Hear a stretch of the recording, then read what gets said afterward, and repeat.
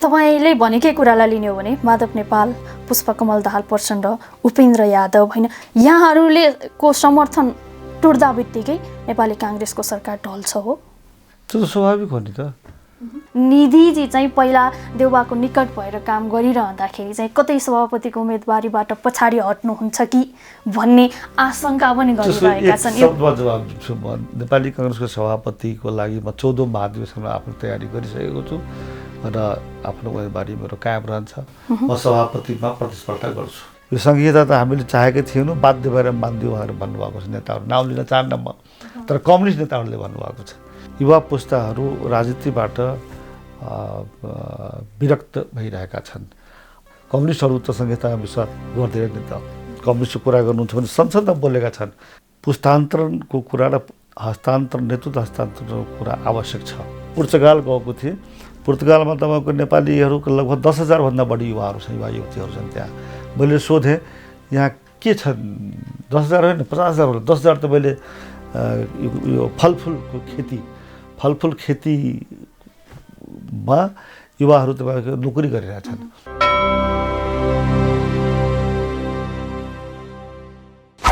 नमस्कार, एसटिपी खबरको पहिलो अन्तर्संवाद कार्यक्रम वैचारिक बहसमा यहाँहरू सबैलाई हार्दिक स्वागत गर्छु। म पुष्पा पोखरेल। वैचारिक बहसको आजको कार्यक्रममा हामीले विशेष गरी 3टा विषयलाई उठान गर्नेछौँ। पहिलो विषय, यहाँहरूले निकै बहस गरिरहनु भएको र चर्चा गरिरहने पुरानो पार्टी, लोकतान्त्रिक पार्टी, प्रजातान्त्रिक पार्टी नेपाली कांग्रेसको विषय। दोस्रो विषय भनेको नेपाली राजनीतिमा लिडरहरू किन नेतृत्व हस्तान्तरण गर्न मान्दैनन्। नयाँ पुस्ताले नेतृत्व पाए परिवर्तन हुने केही आशा नेपाली जनताले गरेका छन्। यसको कारण के हो र अबको दिनमा नयाँ पुस्ताले नेतृत्व गर्न के गर्नुपर्छ।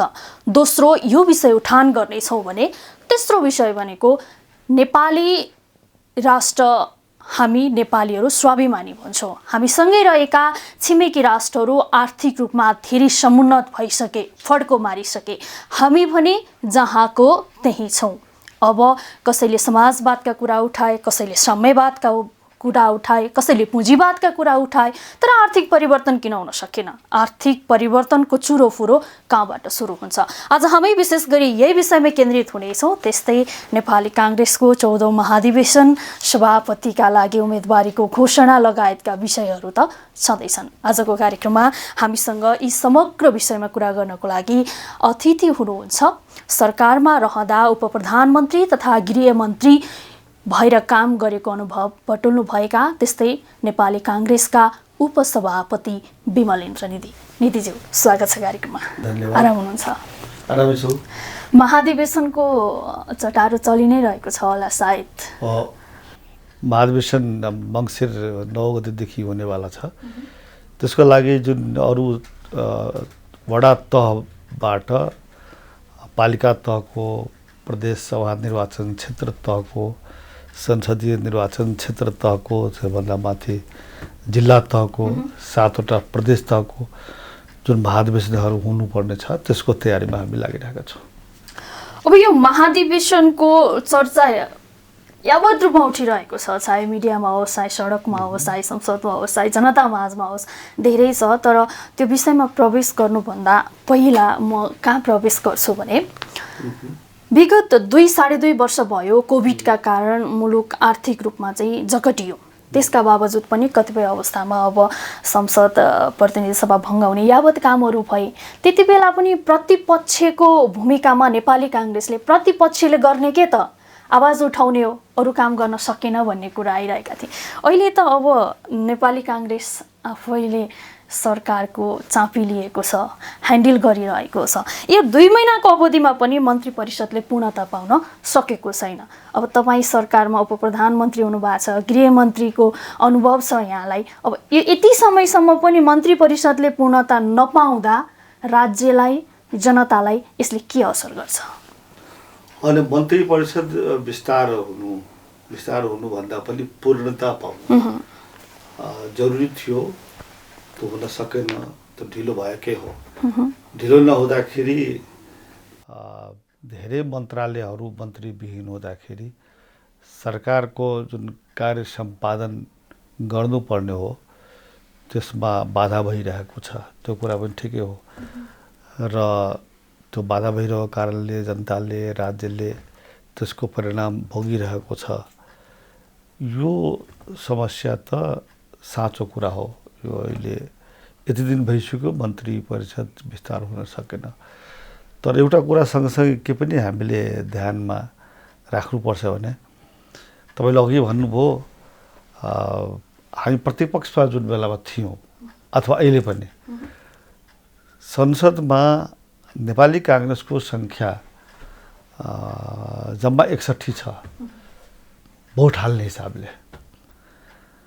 271 टोटल सङ्ख्या त 275 हुन्छ। 275 को हिसाबले जोड्दै भने 63 मात्रै पुग्छ नेपाली काङ्ग्रेसको। अब मताधिकारको परिभाषालाई ध्यानमा राखेर गर्ने भने 271 मा 61 पर्छ। त सरकार बनाउनुको लागि त 61 ले त पुग्दैन। त्यो पनि सरकार त बन्यो। तपाईँले अघि भन्नुभयो सरकारको नेतृत्व नेपाली काङ्ग्रेसले गरिरहेको छ। हामी सत्ताधारी पक्ष दल भएका छौँ। त्यो कसरी भएको छ भनेदेखि विगत आम निर्वाचनको बेलामा सबभन्दा ठुलो पार्टीको रूपमा नेपाल कम्युनिस्ट पार्टी जसरी थियो त्यो तपाईँको टुक्रियो। र टुक्रियोको कारणले नेपाली काङ्ग्रेसलाई फाइदा भयो। केपी ओली प्रधानमन्त्री हुँदा प्रचण्डजीको नेतृत्वमा रहेको माओवादी पार्टी अलग भयो। केपी ओलीको पार्टीबाट माधव नेपाल, झलनाथ खनालजीको समूह अलग भयो। उहाँहरूले आफ्नो साथ दिनुभयो। तपाईँले भन्न खोजेको अब आफ्नो कार्यक्षमताले आउनुभन्दा पनि फाइदा अवसर मिल्यो नेपाली काङ्ग्रेसलाई फ्याट्टा नेतृत्व। कार्यक्षमता भनेको होइन, मतदाताले त हामीले जम्मा 63 वटा मत मात्रै दिएको छु नि त। जनताले र मतदाताले गएको निर्वाचनमा भोट हाल्दाखेरि हामीले जितेको जम्मा 63 जना। 165 निर्वाचन क्षेत्रमध्ये हेर्ने हो भने 23 जना मात्रै हो। अरू त समानुपातिबाट गएको। त्यसकारण यसले आफ्नो क्षमता भनौँ, अरूको क्षमता भनौँ, वास्तविकता त्यही हो नि त। त्यसकारण अहिले जुन सरकार बनेको छ नेपाली काङ्ग्रेसको नेतृत्वमा, त प्रचण्डजीको, माधव नेपालजीको, उपेन्द्र यादवजीको पार्टी वा समूहको समर्थनबाट मात्र बनेको छ। र त्यसले गर्दाखेरि उहाँहरू जसले नेपाली काङ्ग्रेसलाई सरकार बनाउन सहयोग गरेको छ, समर्थन गरेको छ, उहाँहरूको पार्टीको मान्यताकै समस्या बिचमा परेको थियो। त्यस कारणले उहाँहरू आफ्नो तर्फबाट मन्त्रीको नाउँ दिन सकिरहनु भएको छैन। त्यस कारणले ढिलो भएको भनेर वास्तविक तथ्य यही हो। मैले त्यो मात्रै सबको सामनेमा तपाईँ मार्फत भन्न चाहेको हो। अब तपाईँले भनेकै कुरालाई लिने हो भने माधव नेपाल, पुष्पकमल दाहाल प्रचण्ड, उपेन्द्र यादव होइन, यहाँहरूले को समर्थन टुट्दा बित्तिकै नेपाली काङ्ग्रेसको सरकार ढल्छ हो? त्यो त स्वाभाविक हो नि त। अब अहिले सरकार ढल्छ भनेतिर हामीले किन सोच्ने? तर सत्ता गठबन्धन जुन हो, 5 दलको गठबन्धन भनेर हामीले जुन भन्ने गरेका छौँ, ती गठबन्धनको घटकहरू दलहरूले यदि समर्थन फिर्ता गर्यो भने त सरकार त जान्छ त। त्यो स्वाभाविक कुरा हो। त अहिले त्यस्तो अवस्था छैन। मन्त्रीमण्डललाई पूर्णता दिने कुरामा उहाँहरूको तर्फबाट नाम आउन ढिलो भइरहेको छ। त्यसले गर्दा ढिलाइ भएको। यो साँच्चैकै ढिलो भएको छ। यसमा केही लुकाउनु पर्ने कुरा छैन। भनेपछि आम जनमानसमा अथवा भनौँ एक पक्षले के भन्छ भने नेपाली काङ्ग्रेसको 14औं महाधिवेशन आइरहेको छ, सबै पछि ऊ पनि म पनि उम्मेदवार, अर्को पनि म पनि उम्मेदवार भनेर होडबाजी गरेर हिँडिरहेका छन् होइन। प्रधानमन्त्री आफैले पनि दावेदार गर्नुभएको छ। त्यस कारणले यो नेपाली काङ्ग्रेसको महाधिवेशनको कारणले पनि मन्त्री परिषदले पूर्णता नपाएको हो कि भन्ने आकलन गर्ने जमात छ। यो गलत हो? होइन, नेपाली काङ्ग्रेसको महाधिवेशनको कारणले त झन् मन्त्रीमण्डल त छिटोभन्दा छिटो विस्तार भएर मन्त्रीमण्डलको पूर्णता दिएर त्यतापट्टिको काम सकेर महाधिवेशनतिरको काम लाग्नुपर्ने हुन्छ नि। त महाधिवेशनको कारणले गर्दाखेरि मन्त्रीमण्डल विस्तार रोकेको होइन। माधव नेपालजीको पार्टी जुन बन्यो अहिले र उपेन्द्र यादवजीको नेतृत्वमा रहेको पार्टी, प्रमुख रूपमा उहाँहरूको पार्टीको तर्फबाट आउनुपर्ने नाम जुन हो मन्त्रीको लागि त्यो नआएकोलाई त्यो कारणले ढिलाइ भएको, अरू कारणले होइन। अब महाधिवेशनतिरै केन्द्रित हुन्छु म। सभापतिको अव्वल दावेदारको रूपमा यहाँले घोषणा गरिसक्नु भएको छ, लागिरहनु भएको छ होइन। एक पुस्ता के भनिरहेको छ भने तपाईँको उम्मेदवारीको घोषणालाई लिएर निकै खुसी छ। नयाँ पुस्ताले केही अवसर पाउने भयो भनेर। तर त्यहाँनिर शङ्का भनौँ, डर भनौँ, सङ्कुचन भनौँ के छ भने यो जताकतैबाट प्रेसर आइरहँदा निधिजी चाहिँ पहिला देउबाको निकट भएर काम गरिरहँदाखेरि चाहिँ कतै सभापतिको उम्मेदवारीबाट पछाडि हट्नुहुन्छ कि भन्ने आशंका पनि गरिरहेका छन्। शब्दमा जवाब दिन्छु म। नेपाली काङ्ग्रेसको सभापतिको लागि म 14औं महाधिवेशनमा आफ्नो तयारी गरिसकेको छु र आफ्नो उम्मेदवारी मेरो कायम रहन्छ। म सभापतिमा प्रतिस्पर्धा गर्छु। पछि हट्नु हुँदैन, शङ्का गर्ने कुनै जरुरतै छैन। अब तपाईँको नेतृत्व आयो भने नेपाली काङ्ग्रेसमा के परिवर्तन होला? मेरो नेतृत्वमा आयो भनेदेखि दुई तिनवटा महत्त्वपूर्ण विषय पहिले तपाईँको मार्फत राख्न चाहन्छु। पहिलो कुरा त के छ भनेदेखि छिटो चुनाव त हुन्छ, देशको आगामी चुनाव आम निर्वाचन हुन्छ, अब 1-1.5 वर्षमा हुन्छ। म चाहन्छु सभापतिको हैसियतले मतदाता र जनताको सामुन्नेमा नेपाली काङ्ग्रेसलाई वैचारिक रूपले र सङ्गठित रूपले प्रस्तुत गर्न चाहन्छु रुख चिन्हलाई जिताउनको लागि। अहिले मतदाताले र जनतालाई अपिल गर्नु परेको छ, अनुरोध गर्नु परेको छ कि रुखछापलाई जिताइदिनुहोस् भनेर। किनभने रुखछाप नजितेको कारणले गर्दाखेरि देशमा अहिले भाँड भैलो भएको छ। रुखछाप भनेको काङ्ग्रेस हो, नेपाली काङ्ग्रेस हो। यो एउटा महत्त्वपूर्ण कामको लागि म आफूलाई प्रस्तुत गर्नेछु। दोस्रो कुरा के छ, तपाईँले नयाँ पुस्ताको कुरा गर्नुभयो। नेपालमा युवाहरूको सहभागिता राजनीतिमा, सङ्गठनमा, नेपाली काङ्ग्रेसमा र राज्यको संरचनामा, शासन प्रणालीमा, सरकारमा आवश्यक छ। युवा पुस्ताहरू राजनीतिबाट विरक्त भइरहेका छन्। अब बल्ल अहिले नेपाली काङ्ग्रेसको क्रियाशील संस्थाको अभियानको तथ्याङ्क हेर्नु भनेदेखि 8 लाख 9 लाख क्रियाशील संस्था हाम्रो यसपालि छ। त्यसमा 35% भन्दा बढी युवा पुस्ताहरू सब आउनु भएको छ। यो नेपाली काङ्ग्रेसप्रतिको र राजनीतिप्रतिको आकर्षणको प्रमाण हो। म सभापतिमा विजयी भए भनेदेखि म युवा पुस्तालाई खालि सहभागी हुनको लागि मात्र होइन, नेतृत्वमा आउने, नेपाली काङ्ग्रेसको नेतृत्वमा आउने, देशको नेतृत्वमा आउने प्रक्रियालाई सहज रूपमा अगाडि बढाउँछु। त्यसको सहजकर्ताको भूमिका निर्वाह गर्दछु। त्यो चाहिँ एउटा नेपाली काङ्ग्रेसले पाउन सक्छ। अहिले नेपाली काङ्ग्रेसमा जाम लागेको छ। नेपाली काङ्ग्रेसमा हजुरबुवादेखि लिएर नाति पनातिसम्मको पुस्ता एकै ठाउँमा छ। त्यसकारण त्यो जाम खोलेर गतिशील बनाउँदै र नेपाली काङ्ग्रेसमा नेतृत्वमा चाहिँ यो नेतृत्व अलिकति गतिशील भयो भनेदेखि, अध्यावधिक भयो भनेदेखि तपाईँको त्यसले सामाजिक परिवर्तन, राजनीतिक परिवर्तन, आर्थिक परिवर्तन, समृद्धि र शान्तिको दिशामा सकारात्मक परिणाम दिन्छ भन्ने मलाई लागेको छ। तेस्रो कुरा के छ भनेदेखि नेपाल विविधताले भरिएको समाज हो। यहाँ तपाईँको सबै किसिमको विविधताहरू छन्। हामी लगभग 3 करोड नेपाली जनता छौँ, जनसङ्ख्या जुन छ त्यो 3 करोड नेपाली जनसङ्ख्याको वर्गीकरण गर्ने हो भनेदेखि तपाईँको आदिवासी, दलित, जनजाति, महिला, मधेसी, मुसलमान, थारू, पिछडा क्षेत्र, अल्पसङ्ख्यक, अपाङ्ग, तेस्रो लिङ्गी, यो सबै किसिमको विविधताहरू नेपाली समाजमा छ। सँगसँगै तपाईँको जातीय विविधता, धार्मिक विविधता, लैङ्गिक विविधता, सामुदायिक विविधताहरू छन्। मौसमको पनि भौगोलिक हिसाबले हेर्यो भने त्यो पनि विविधता छ।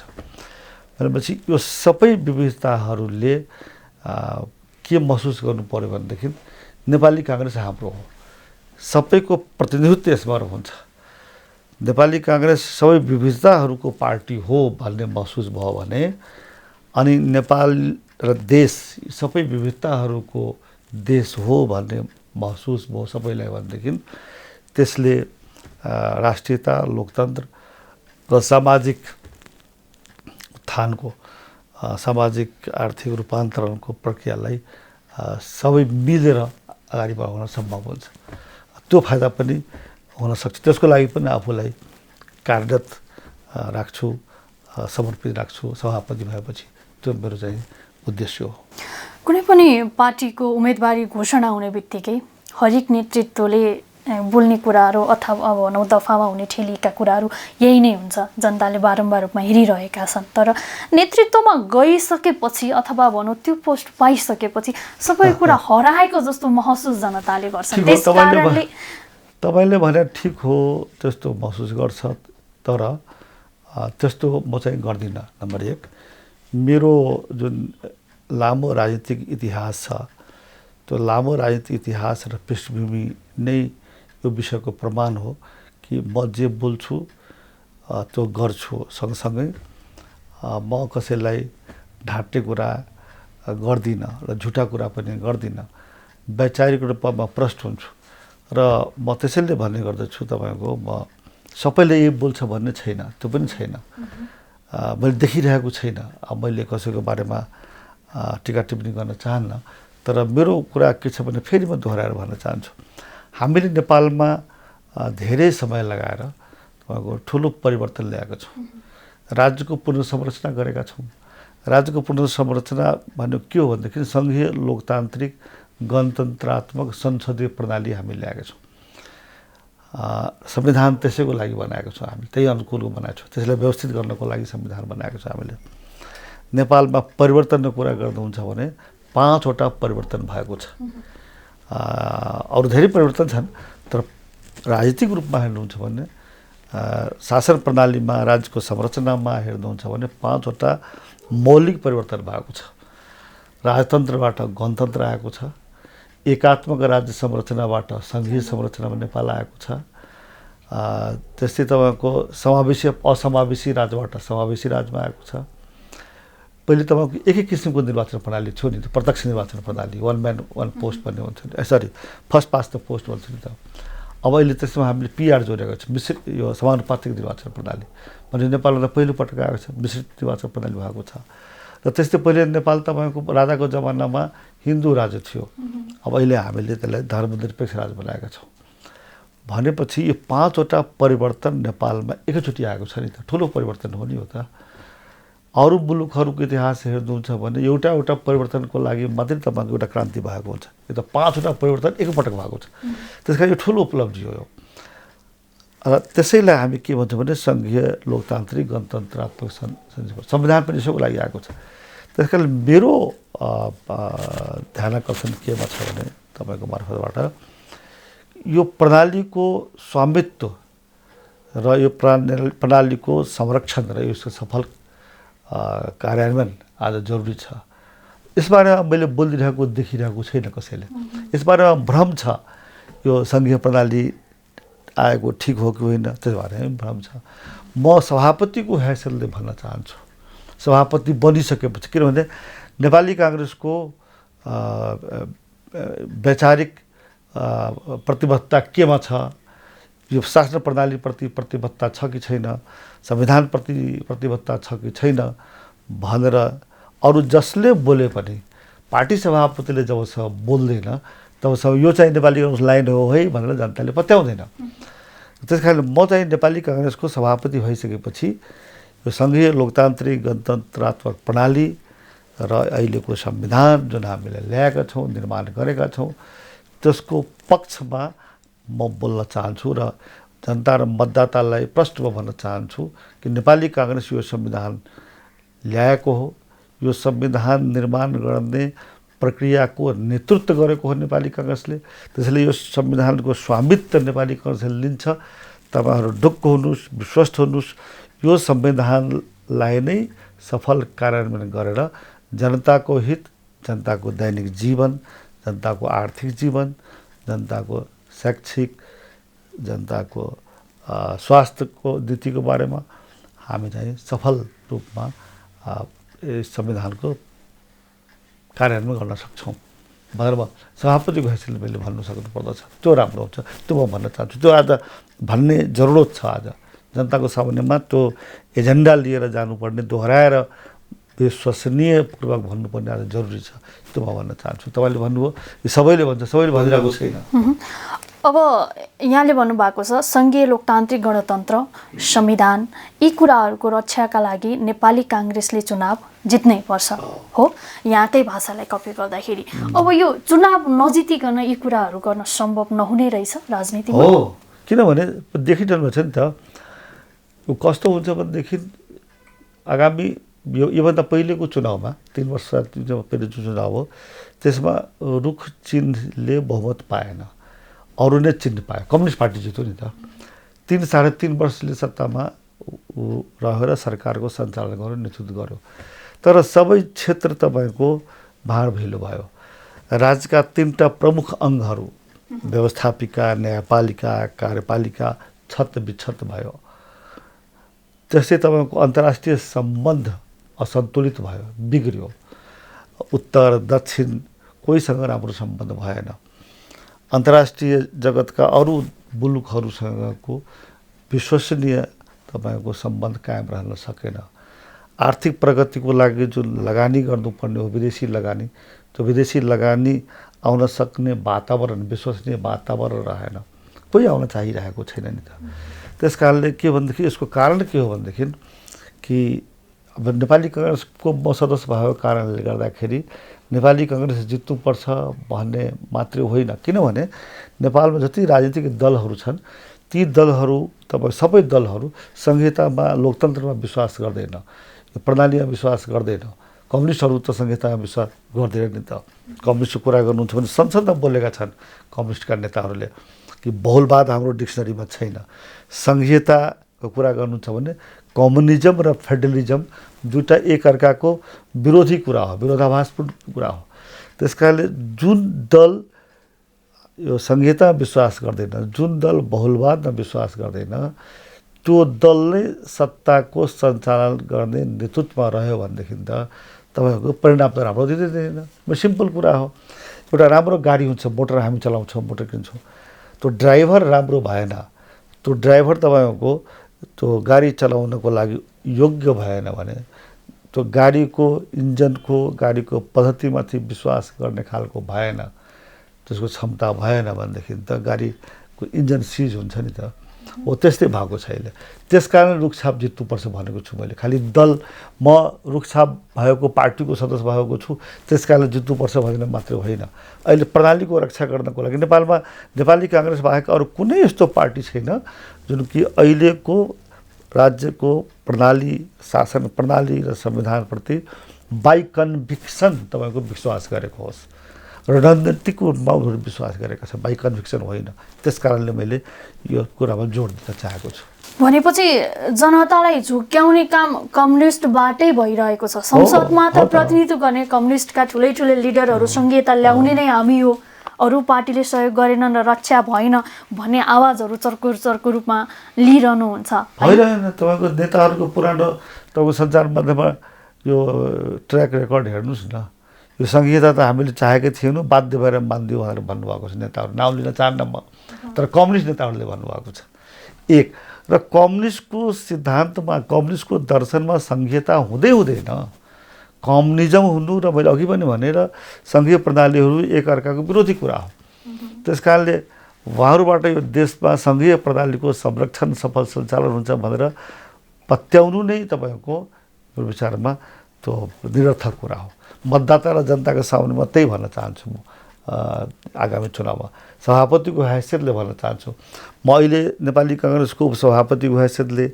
र अरू सदस्यको हैसियतले भन्नु र सभापतिको हैसियतले मतदाताको सामुन्नेमा हात जोडेर गएर भन्नुमा फरक पर्छ नि त त्यस कारण म सभापति भएपछि यी कुराहरू म मतदाता र जनताको सामुन्नेमा गएर भन्न चाहन्छु तपाईँको उम्मेदवारीको घोषणासँगै तपाईँको पार्टीभित्रै वरिष्ठ नेताहरू नेपाली राजनीतिमा नेपालमा चाहिँ भएकै कुरा छ पुस्ता हस्तान्तरण गर्न उहाँहरू मान्नुहुन्न मैले ओपनिङमै पनि अलिकति बताएँ तर तपाईँको उम्मेदवारीसँगै व्यापक कुराहरू आए उमेरै भएको छैन रे जुनियरले रे होइन देउबासँग टक्कर लिनु भयो रे यावत धेरै कुराहरू आए अब विदेशी मुलुकमा हेर्ने हो भने छिमेकी राष्ट्रहरूसँगैकै व्यक्तिहरू आउँदा उहाँहरू फलाकुसारी गर्नुहुन्छ उहाँहरूको एज कति हुन्छ विदेशी व्यक्तिहरू आउँदा 30, 35, 40 होइन तर नेपालमा चाहिँ त्यही व्यक्तिसँग अन्तर्संवाद गर्नुहुन्छ नेपालमा चाहिँ नेतृत्व हस्तान्तरण गर्न नमान्ने लिडरले यसको कारण के होला तपाईँले खोजी गर्नुहोस् मैले कारण कहाँबाट भन्ने होइन। अब स्वाभाविक हो, मान्छेको प्रवृत्ति हुन्छ आफूले पाएको पद हमेसाको लागि कायम राखौँ भन्ने प्रवृत्ति हुन्छ। तर अब अरू कारण त म भन्न सक्दिनँ। म चाहिँ के भन्न चाहन्छु भनेदेखि नेपाली काङ्ग्रेसमा अघि पनि भने मैले पुस्तान्तरणको कुरा र नेतृत्व हस्तान्तरणको कुरा आवश्यक छ र यो सम्भव हुन्छ जब म सभापतिमा उठ्छु, लड्छु अनि म जित्छु। त्यो भइसकेपछि के हुन्छ भने नयाँ पुस्तामा नेतृत्वको क्रमशः हस्तान्तरण गर्दै जाने प्रक्रिया प्रारम्भ हुन्छ।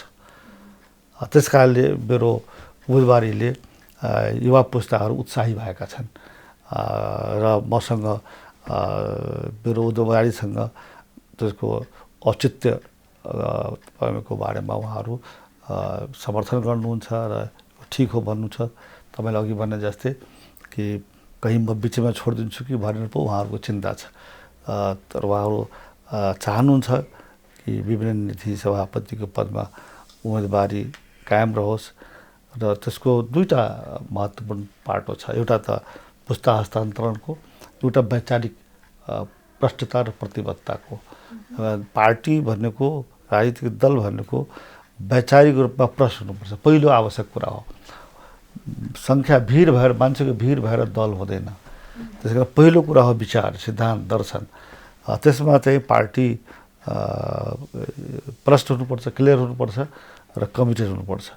त्यस कारणले वैचारिक रूपमा प्रष्ट हुनुको अर्थ के हो भने अहिले नेपालमा चाहिँ हामीले प्रणाली ल्याएका छौँ, त्यो वैचारिक पक्ष तपाईँकोसँग जोडिएको हो। यो त्यसको बारेमा म कसैभन्दा कम छैन, प्रष्ट छु र प्रष्टमा राख्न गइरहेको छु। त्यस कारणले नयाँ पुस्ता अहिले उत्साहित हुनुभएको छ। नयाँ पुस्तामा जुन उत्साहहीनता थियो त्यो चाहिँ अब उत्साहमा रूपान्तरण भएको छ, त्यो सम्भव भएको छ। नेपाली काङ्ग्रेसको इतिहासलाई कोट्याएर हेर्ने हो भने बिपी कोइरालादेखि गिरिजाप्रसाद कोइरालाको नेतृत्वसम्म आइपुग्दाखेरि एउटा छुट्टै पहिचान थियो भनिन्छ होइन। अहिले चाहिँ राजनीतिक वृत्तमा भनौँ, अरू क्षेत्रमा भनौँ, चर्चा वा बहसको विषय के हुने, नेपाली काङ्ग्रेसमा अहिलेको जुन अवस्था देखिएको छ यो चाहिँ इतिहासकै सबैभन्दा विकृत अवस्था हो भनेर पनि विश्लेषण गर्छन् नि। म त्यस्तो मान्दिनँ। हेर्नुहोस्, अहिलेको नेपाली काङ्ग्रेसको अवस्था विकृत अवस्था भने नेपाली काङ्ग्रेसले बरु कुशलतापूर्वक, सफलतापूर्वक, दूरदर्शी भूमिका प्रस्तुत गरेर तपाईँको नेपालमा लोकतान्त्रिक राज्य संरचनाको निर्माण गरेको छ। बिपी कोइरालाको पालामा तपाईँको राजतन्त्र थियो। बिपी कोइरालाको पालामा क्रान्ति गर्ने बेलामा 7 सालको क्रान्ति बेलामा राणाको हुकुमी शासन थियो, पारिवारिक शासन थियो। त्यसलाई क्रान्ति गरेर परिवर्तन भएको हो। अहिले त्योभन्दा धेरै अगाडि बढेको छ नि त। अब कल्पना गर्नुहोस् न, 2टा संविधान सभाको निर्वाचन भयो संविधान बनाउनको लागि, राजनीतिक प्रणाली निर्माण गर्नको लागि। अब 2टै संविधान सभामा नेपाली काङ्ग्रेस सानो सङ्ख्यामा थियो। नेपाली काङ्ग्रेसलाई अरू सबै राजनीतिक दल विचारधाराको सङ्ख्यासँग तुलना गर्नुहुन्छ भने नेपाली काङ्ग्रेस तुलनात्मक रूपमा अल्पमतमा थियो, पहिलो संविधानमा पनि र दोस्रो संविधानमा पनि। बाहुल्यता कसको थियो? टुक्रा टुक्रा भए तापनि बाहुल्यता कम्युनिस्ट विचारधाराको बाहुल्यता थियो संविधान सभामा। त्यस्तै अरू परम्परावादी विचारधारा, राजतन्त्रवादीहरूको, पञ्चायतवादीहरूको, क्षेत्रीयवादीहरूको, जातिवादीहरूको तपाईँको बाहुल्यता थियो।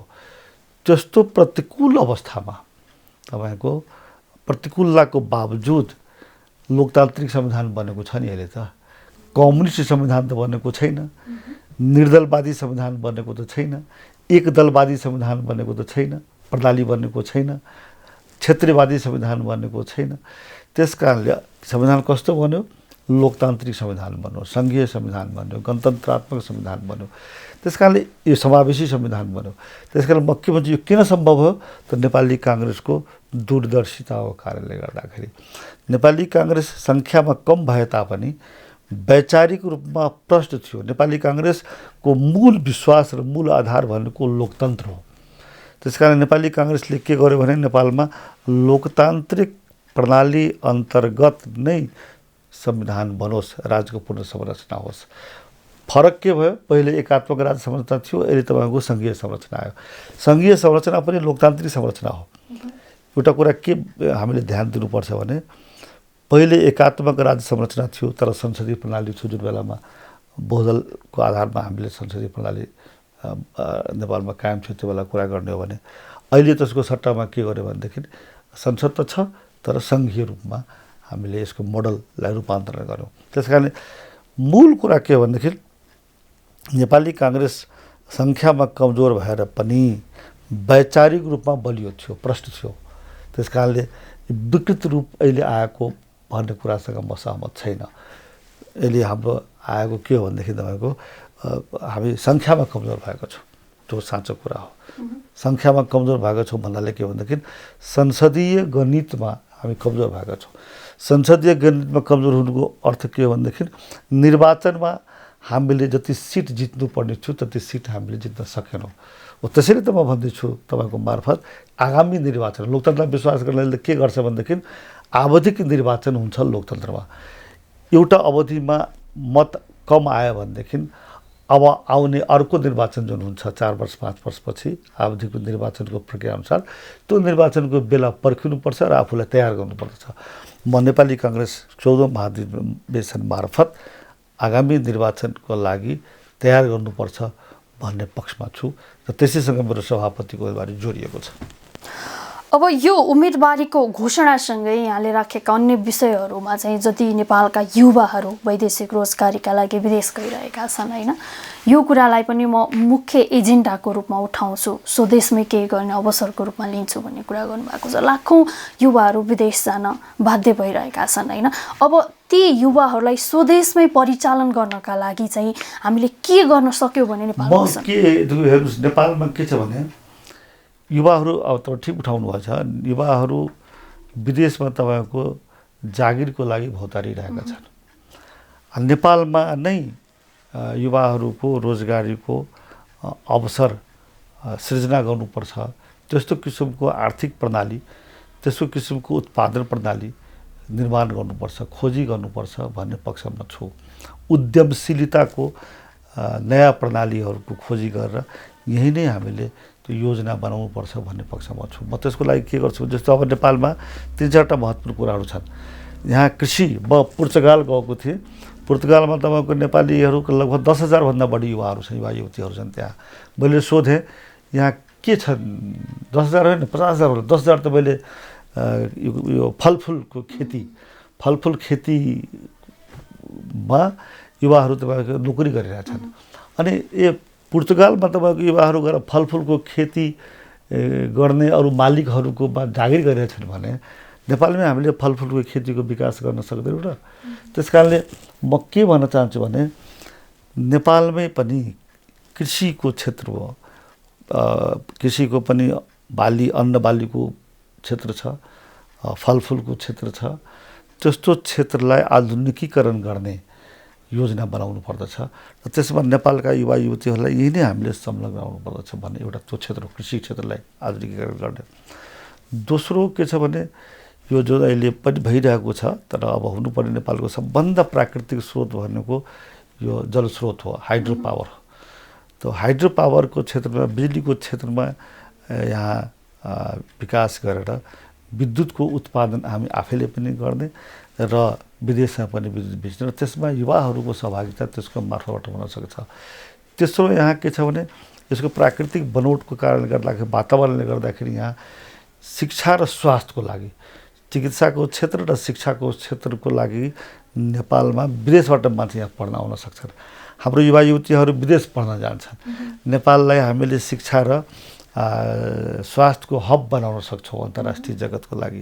त्यसमा यहाँका युवा युवतीहरूलाई हामीले यही नै उत्पादन गरेर त्यसको जब पनि यहीँ हामी दिन सक्ने, बरु विदेशको लागि पनि, विदेशबाट पनि यहाँ चिकित्सा प्राप्त गर्न, स्वास्थ्य उपचार प्राप्त गर्न र शिक्षा प्राप्त गर्न सक्ने कुराहरू हुनसक्छ। अर्को कुरा के छ भने यहाँ तपाईँको हाम्रो पुरातात्विक महत्त्वको खनिजको कुराहरू धेरै छ, ट्रेकिङको कुराहरू छ। त्यस्तै यी क्षेत्रहरू यस्तो छन् जुन क्षेत्रमा हामीले राम्ररी ध्यान दिन सकिरहेका छैनौँ। म यसमा अर्थविदहरू, योजनाविदहरू, वैज्ञानिकहरू र उद्यमीहरू सँग छलफल गरेर एउटा त्यस्तो किसिमको आर्थिक प्रणाली आजकल जमाना फेरि कस्तो आइसक्यो भने तपाईँको डिजिटलाइजेसनको प्रविधिको आइसक्यो। मान्छेहरू तपाईँको अब मोबाइलमा बसेर टिभी हेर्ने न्युज हेर्ने संसारमा सारा कुरा थाहा पाइन्छ अब होइन। भनेको त्यो प्रविधि मैत्री अहिले जुन डिजिटलाइजेसनको जुन एउटा एज आएको छ त्यस अनुकूल के गर्न सकिन्छ युवाहरूलाई यो रोजगार दिनको लागि त्यस्तो किसिमको प्रणाली म विकसित गर्न चाहन्छु। त्यतातिर म ध्यान दिन्छु र ध्यान दिनुपर्छ भन्ने मलाई लाग्छ। तर यो सब कुराहरू के हुन्छ भने पार्टीको लिडरसिप त्यो रूपमा भयो भनेदेखि पार्टीले मात्रै गर्न सक्दैन, राज्यको संरचनालाई प्रयोग गर्न सक्नुपर्दछ। राज्यको संरचनाको सञ्चालन राज्यलाई एउटा उपकरणको रूपमा इन्स्ट्रुमेन्टको रूपमा यो न्यू इकोनोमिक अर्डर र न्यू इकोनोमिक सिस्टमको लागि स्टेटलाई इन्स्ट्रुमेन्ट बनाउने र त्यसमा युथ पार्टिसिपेसन गराउने किसिमको हामीले सोच्नुपर्छ। त्यतातिर म आफ्नो पार्टीको ध्यान केन्द्रित गर्न चाहन्छु सभापति भइसकेपछि। अब यहाँले भनिहाल्नुभयो राज्यको संरचनाको कुरा पनि हुन्छ, पार्टीले मात्रै हुँदैन भनेर। जस्तो साम्यवाद र सङ्घीयतावादी भनौँ न होइन, यी चाहिँ एक अर्काका विरोधी हुन्, यी कहिले एक हुन सक्दैनन् यहाँले नै भन्नुहुन्छ। अब हामी केमा छौँ, सङ्घीय लोकतान्त्रिक गणतन्त्रमा विश्वास गर्छौँ भन्छौँ, सङ्घीयता छ भन्छौँ होइन। फेरि अब आर्थिक उन्नति बिना त देशले फड्को मार्ने कुरै हुँदैन। अब यो साम्यवादी र सङ्घीयतावादी एक अर्काका विरोधी हुँदाखेरि चाहिँ आर्थिक समुन्नतिको सम्भावना त जिरो देखिन्छ नि। आर्थिक समुन्नतिको सम्भावना जिरो देखिन्छ भने होइन, बरु अलिकति जटिल देखिन्छ भन्नुहोस्। जिरो देख्नु र जटिल देख्नु दुईवटा अलग अलग कुरा हो। यो मैले त्यसैले भन्दैछु कम्युनिस्टहरू सङ्घीयतावादी हुँदैनन्। अब कम्युनिस्टलाई सङ्घीयतावादीमा लोकतन्त्रवादीमा रूपान्तरण गर्नुपर्दछ। म अर्को तपाईँको माध्यमबाट एउटा कुरा भन्न चाहन्छु। त्यहाँ पहिले पनि भन्थेँ, यो 2 पटक संविधान सभाको निर्वाचन गरेर 2टा संविधान सभा मार्फत हामीले जुन देशमा संविधान बनायौँ र शान्ति प्रक्रियालाई एउटा डिस्कर्समा हामीले पुर्यायौँ, त्यसबाट एउटा अर्को फाइदा भएको छ नेपालमा। हामीले नेपाली काङ्ग्रेसको विचारधारा सुरुदेखि लोकतन्त्रमा हाम्रो कायम छ, रहिरहन्छ, यो शाश्वत हो। नेपाली काङ्ग्रेस हामी आफूलाई लोकतन्त्रवादी पार्टी भन्छौँ, अरू त लोकतन्त्रवादी पार्टी भन्दैनन् थियो। पहिले सुन्नु होला विद्यार्थी जमानामा प्रगतिशील पार्टी अथवा क्रान्तिकारी पार्टी के पार्टी नाम दिन्थ्यो। त उनीहरू किनभने उनीहरू कम्युनिस्ट विचारधारामा छन् थिए र उनीहरू आफूलाई नेपाली सोसाइटीको लागि पाच्य हुने गरी प्रगतिशीलसँग भन्यो भनेदेखि नेपाली सोसाइटीले एक्सेप्ट गर्छ कि भन्नेबाट सुरुवात गरेको हो। हामीहरू विद्यार्थी जमाना पढ्दा त्यस्तै थियो। अब तर अहिले जसको होस् अचानक गरेर तपाईँको कम्युनिस्ट पार्टीहरू ठुली सङ्ख्यामा आयो। यो कुरा ऐतिहासिक तथ्यलाई हामीले स्वीकार गर्नुपर्दछ। तर अर्को तपाईँको सकारात्मक पक्ष के देख्यो भनेदेखि यो मैले भन्ने गरेको छु कि नेपालमा शान्ति प्रक्रिया र संविधान निर्माणको प्रक्रिया मार्फत राज्य पुनर्संरचना जुन हामीले गऱ्यौँ त्यसको मार्फतमा नेपालको total polity of the country भन्छु नि, राज्यको सम्पूर्ण राजनीतिक प्रक्रियालाई लोकतान्त्रिकरण गर्न हामी सम्भव बन्नुभएको छ है। यो सुन्दाखेरि एकअर्काको विरोधाभासपूर्ण कुरा हुन्छ, तर यसरी हेर्नुहुन्छ भनेदेखि सबै कम्युनिस्ट पार्टी छन् तर संसदीय प्रणालीमा विश्वास गर्न थालेका छन्। हाम्रो डिक्सनरीमा बहुलवाद छैन पनि भन्छन्, तर बहुलवादलाई प्रयोग गरिरहेको हुन्छन्। म यसलाई कसरी लिन्छु भनेदेखि म तपाईँ हामीहरू मान्छे छौँ, मान्छेको भित्र बायोलोजिकल कुरा गर्नुहुन्छ भने, एनाटोमीको कुरा गर्नुहुन्छ भने शरीरभित्र धेरै प्रक्रियाहरू हुन्छ। त्यो सबै प्रक्रिया बारेमा तपाईँले त्यसलाई मान्नुहुन्छ कि मान्नुहुन्न त्यो छुट्टै बहसको विषय हो। त्यो जानकारी राख्नुहुन्छ कि राख्नुहुन्न छुट्टै बहसको विषय हो। त्यो मेरो शरीरभित्रमा श्वास प्रणाली, पाचन प्रणाली, विभिन्न प्रणालीहरू छन् नि त, तपाईँहरूको बिचमा छ, सबैको छ। त्यसको विशेषज्ञ त को हुन्छ? डाक्टर हुन्छ, चिकित्सक हुन्छ। हामी त विशेषज्ञ हुँदैनौँ, तर विशेषज्ञ नहुँदैमा पनि के हो भनेदेखि त्यो प्रणाली आपसमा त आफसे आप काम गरिरहेका हुन्छ नि त। त्यस कारण म के भन्छु भनेदेखि नेपालको प्रणालीलाई हेर्ने भने नाम भलै कम्युनिस्ट होस्, तर they are practising parliamentary system, they are practising multi party system.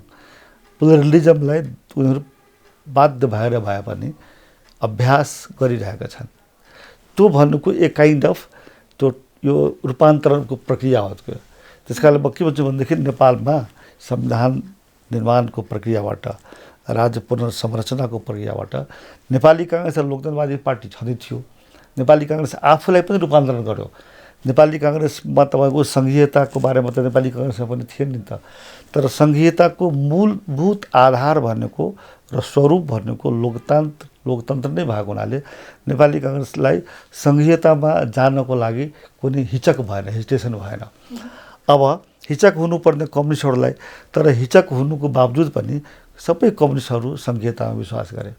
त्यस कारण म के भन्छु भने यहाँका निर्दलवादीहरू, राजतन्त्रवादीहरू, एकदलवादीहरू, साम्यवादीहरू सबैले के भनेदेखि तपाईँको कमसेकम बहुलवादलाई अवलम्बन गरे। बहुलवादलाई मान्दैन भन्दै पनि बहुलवादलाई अभ्यासमा ल्याए। संसदीय प्रणाली मान्दैनौँ भन्दा पनि संसदीय प्रणाली अभ्यास गरे। त्यस कारण म के भन्छु नेपालमा एउटा बेनिफिट के भएको छ भने अहिले लामो राजनीतिक प्रक्रियाबाट टोटल पोलिटी अफ नेपाल तपाईँको डेमोक्रेटाइज भएको छ। त्यो चाहिँ एउटा प्लस पोइन्ट हो। तर बाई कन्भिक्सन भएको छैन। अहिले यो बाध्य भएर रणनीतिक रूपमा मात्रै कम्युनिस्टहरू तपाईँको सङ्घीय प्रणाली, लोकतान्त्रिक प्रणालीलाई स्वीकार गरेका छ। त्यसले गर्दाखेरि आर्थिक प्रगतिको प्रक्रियामा, योजना निर्माणको प्रक्रियामा जटिलता उत्पन्न भएको हो। शून्यता होइन है, तपाईँको अघि फेरि आउँछु भन्ने निष्कर्षमा। यो शून्यता होइन, जटिलता चाहिँ उत्पन्न भएको हो। त्यसैले म भन्छु यो जटिलतालाई निवारण गर्नको लागि, यसको निरूपण गर्नको लागि, यसको सम्बोधन गर्नको लागि देशमा यस्तो ड्राइभर चाहिएको छ जुन ड्राइभर तपाईँको यो प्रणालीमा विश्वास गरोस्। त्यो ड्राइभर भनेको नेपाली काङ्ग्रेस हो। त्यसैले रुखछाप जित्नुपर्छ भन्ने मेरो आशय हो, मेरो उद्देश्य हो, मेरो आह्वान हो। अब यी यावत कुरा गरिरहँदाखेरि मुलुकका संरचनाहरू छन्, प्रमुख 3 अङ्गहरू भए, एक्जिक्युटिभ, लेजिस्लेटिभ, जुडिसियरी भए। यी 3 अङ्गहरू भए। सङ्घीय लोकतान्त्रिक गणतन्त्रमा गयौँ, हामीले व्यवस्थाहरू धेरै परिवर्तन गऱ्यौँ। हाम्रो छिमेकी मुलुकलाई मात्रै हेर्ने हो भने, जस्तो उदाहरणको रूपमा हामी चाइनालाई नै लिन सक्छौँ होइन। उनीहरूको अङ्गवाइज काम भइरहन्छ, उनीहरू अस्तव्यस्त अवस्थामा देखिँदैनन्। यहाँकै अघिको कुरालाई कपी गर्दाखेरि अहिले राज्यका अङ्गहरू छेदविच्छेद अवस्थामा छन् होइन। यो सब हुनुको कारण चाहिँ राज्यको संरचना नै हाम्रो गलत छ भन्दा के हुन्छ? अब त्यसैले त भन्छु राज्यको संरचना गलत छैन, राज्यको संरचना राम्रो छ। हाम्रो नेपालमा अहिले 101 चिल्ला गाडी, राम्रो गाडीहरू, उत्कृष्ट प्रविधिका गाडीहरू देखिन्छ नि, हामीहरू चढ्छौँ नि होइन। गाडीको नाउँ म लिन चाहन्न, किनभने त्यो नाउँ लिँदाखेरि त्यो कम्पनीको प्रचार हुन्छ, बडो अप्ठ्यारो छ नि त होइन। अब त्यो गाडी हुन्छ आजकल त के हुन्छ भनेदेखि टच गरेर हुन्छ नि, टच स्क्रिन भन्छ नि, स्टार्ट हुन्छ, इग्निसन हुन्छ। आजकल अगाडि पछाडि मिररहरू, पछाडिको बाटो क्रस गर्दाखेरि त्यो स्क्रिनमा देखिने सिग्नल आउँछ, सेन्सर हुन्छ, त्यस्तो गाडी हुन्छ। म यो भनेर के भन्न चाहन्छु, अत्याधुनिक प्रविधिको राम्रो गाडी भए तापनि त्यसलाई चलाउने ड्राइभर राम्रो भएन भनेदेखि त यो गाडी राम्रो नराम्रो भयो है भन्न त मिल्दैन नि, भन्नु हुँदैन। ड्राइभर नराम्रो, ड्राइभर त्यसको लागि योग्य छैन, सक्षम छैन। त्यस कारण म के भन्छु भने हाम्रो प्रणाली चाहिँ राम्रो छ। प्रणाली चलाउने ड्राइभर जुन हो, सञ्चालनकर्ता जुन हो, दल हो, नेता जुन छ हो, त्यो चाहिँ तदनुकूलको भएन भन्ने मात्रै मेरो निष्कर्ष हो चाहिँ मेरो। अब यो ड्राइभर नराम्रो हुनुमा नेपाली राजनीतिमा चाहिँ परिवारवाद अलि बढी हावी छ भनिन्छ नि, यो परिवारवादले पनि अलिकति असर गरेको हो के भन्नुहुन्छ? होइन, नेपालमा परिवारवाद हावी छैन। कहाँ छ परिवारवाद? पहिले थियो, राणाको जमानामा थियो, अहिले छैन त्यो परिवारवाद हावी। अब यो राजनीतिमा के हुन्छ भनेदेखि तपाईँको नेपालको अब साँच्चीकै कुरा गर्नु छ भने राजनीतिकलाई जुन परिवर्तन हामीले पटक पटक गऱ्यौँ नि त। पहिले संसदीय प्रणाली थियो, संसदीय प्रणालीलाई फेरि राजाले तपाईँको अपदस्थ गरेर एकाधिक बारवादी तानाशाही अधिनायकवादी प्रणाली चलाउन बिचमा गर्न खोज्यो। हामीले पटक पटक तपाईँको क्रान्ति र आन्दोलन गर्नु पऱ्यो। त्यसले गर्दाखेरि यो smooth function of the system हुन सकेन, स्मुथ र proper operation of the operational side किन हुन सकेन भने पटक पटक हामीले आन्दोलन गर्नु पर्यो, क्रान्ति गर्नु पर्यो, राजनीतिक अधिकारको लागि, प्रणाली तपाईँको पुनर्निर्माणको लागि गर्नु पर्यो। हो त्यो कारणले गर्दाखेरि भएको अब यसमा तपाईँको अब परिवारवादको धेरै देख्दिनँ कारण। अब पहिले थियो अहिले छैन। अनिवार्य राजनीतिमा अर्को पनि के देखिन्छ भने कुनै पनि मेन लिडर छ भने अर्को व्यक्तिलाई झुन्डाइदिइहाल्ने, यो फलानो गुटको मान्छे हो, यो फलानो गुटको मान्छे हो। अब यो विषयमा फेरि के भएको छ भने अब गगन थापा चाहिँ पौडेल पक्षबाट, अनि त्यसपछि समर्थन, अनि यता फेरि विश्वप्रकाश शर्मालाई चाहिँ निधिको सपोर्ट, निधिको प्यानलको मान्छे बनेको छ। यो मिडियाले गराउने उचाल्ने कुरा हो, गसिपको कुरा हो, अथवा यो रियालिटी के हो? हामी अन्त्यमा छौँ। रियालिटी त हेर्नु, जो उम्मेदवार आफूले घोषणा गर्नुभएको छ उहाँले जे भन्नुहुन्छ त्यही हो रियालिटी। गगन थापाले जे भन्नुहुन्छ त्यही हो सत्य हुन्छ, विश्वप्रकाशले जे भन्नुहुन्छ त्यही सत्य हुन्छ। अब अर्को कुरा के छ भने पहिले एउटा कुरा म तपाईँको मार्फत के भन्न चाहन्छु सबैलाई भने निर्वाचन प्रणाली भनेकै के हो भनेदेखि लोकतान्त्रिक प्रणालीको एउटा अहिलेसम्मको उपलब्ध सर्वोत्कृष्ट उपकरण हो। अहिले लोकतन्त्रमा यदि निर्वाचन प्रणाली जहाँ छैन त्यहाँ बुझ्नुहोस् लोकतन्त्र छैन भन्ने हामी भन्ने गर्दछौँ। नम्बर 1। अब निर्वाचन प्रणाली हुने बित्तिकै उम्मेदवार त हुन्छ। अब धेरै पदको निर्वाचन भयो भनेदेखि त्यहाँ समूह पनि हुन्छ, प्यानल पनि हुन्छ। तपाईँहरूको पत्रकारको जब पत्रकार महासङ्घको चुनाव हुन्छ त्यहाँ पनि समूह हुन्छ, प्यानल हुन्छ। त प्यानल हुनु तपाईँको नराम्रो कुरा होइन। अब कसैले त्यसलाई गुटको रूपमा विकसित गरिदिन्छ अथवा गुटको रूपमा परिभाषित गरिदिन्छ भनेदेखि त अब त्यसमा त हामीले छलफल गरेर बहस गरेर त्यसको बारेमा एउटा ओपिनियन बनाउन सक्छौँ। त्यो बेग्लै कुरा हो, जसलाई जे मन लाग्छ ओपिनियन बनाउनु भयो। तर मूल कुरा के छ भने कि त भन्नु पऱ्यो तपाईँले अघि भने जस्तै त्यसो भए निर्वाचन प्रणाली नै नगर्ने अब त के टिका प्रणालीमा जाने त होइन। निर्वाचनले गुट उत्पन्न गर्छ भनेर पनि भन्ने, निर्वाचन नहुँदाखेरि कुनै पनि पार्टीमा आन्तरिक लोकतन्त्र छैन पनि भन्ने, यो दुईटै कुरा भन्न गाह्रो हुँदैन। कतिपय कुराहरू त तपाईँको हामीले सहज रूपमा त्यसका गुण अपगुण जे हुन्छ नि त्यसलाई स्वीकार गर्नुपर्छ हरेक कुराको लागि। निर्वाचन प्रणालीको गुण पनि छ, निर्वाचन प्रणालीमा अवगुण पनि छ। तर गुण र अवगुण हुनुको बावजुद पनि लोकतन्त्रको लागि अहिलेसम्म संसारमा उपलब्ध प्रणाली भनेको निर्वाचन प्रणाली नै हो। त्यसका निर्वाचन प्रणाली भयो भनेदेखि त्यसको केही अवगुणहरू, दोषहरू त्यसको परिणामको रूपमा आउँछन्, जसलाई गुटको निर्माण हुन्छ, प्यानल हुन्छ। यसलाई हामीले सहज रूपमा लिनुपर्दछ र सकेसम्म यसलाई सकारात्मक दिशामा नै प्रयोग गर्ने कोसिस पो गर्ने हो त। तपाईँले कलम यहाँ राख्नुहुन्छ, यो कलमले आँखा फोडिदिनु हो भने भन्ने काम लाग्छ हो, फोड्न सक्छ नि त। त्यसको दुरुपयोग सदुपयोगमा निर्भर गर्दछ। त्यस कारण मैले के भन्न अब रुचाउँछु अथवा के भन्न सक्छु भनेदेखि कि कुनै व्यक्तिको को समूहसँग संलग्नता छ, त्यो तिनै व्यक्तिले तिनै उम्मेदवारले भन्ने कुरा अन्तिम हुन्छ, आधिकारिक हुन्छ। हामी कार्यक्रमको लगभग अन्त्यमा छौँ। अब यहाँको नेतृत्व आयो भनेदेखि नयाँ पुस्ताले एउटा अवसर पाउँछन् भन्ने अपेक्षा भइरहेको छ। नयाँ पुस्तामा एउटा जोस र जाँगर आइरहेको छ।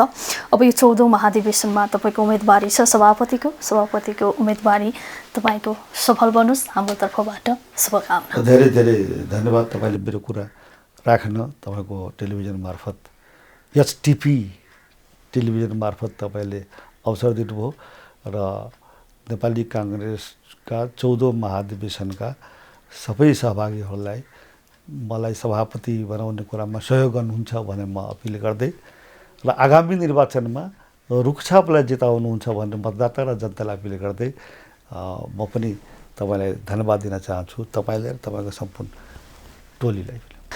आदरणीय दर्शकबिन, आजको लागि कार्यक्रम वैचारिक बहस यति नै। अर्को हप्ता अर्को नयाँ विषयवस्तु र नयाँ अतिथिका साथ उपस्थित हुने नै छौँ। आजको यो वैचारिक बहसको अतिथि हुनुहुन्थ्यो नेपाली काङ्ग्रेसका उपसभापति विमलेन्द्र निधि। आजका अतिथिसहित हामी सबैलाई बिदा दिनुहोस्। एसटिपी खबर हेर्दै रहनुहोला। नमस्कार।